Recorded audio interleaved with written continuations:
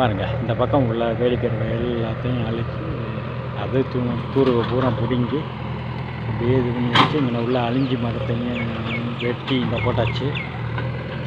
தூரம் வந்து கிடக்கு. பின்னாடி நெருக்கி ஒரு 6 அடி 7 அடி தூரத்துக்கு பின்னாடி நம்ம பிரகாரம் வர்றதுக்கு தோதா இங்கிட்ட பண்ணியாச்சு.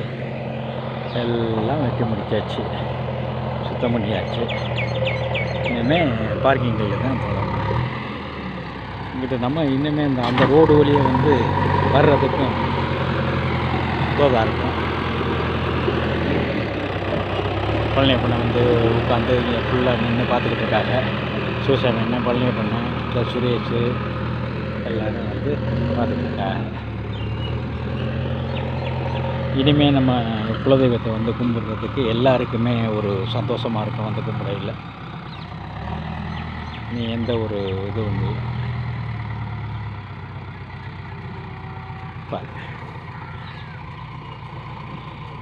இந்த இடத்தையெல்லாம் போட்டு எடுத்து அனுப்பிச்சு. சரி.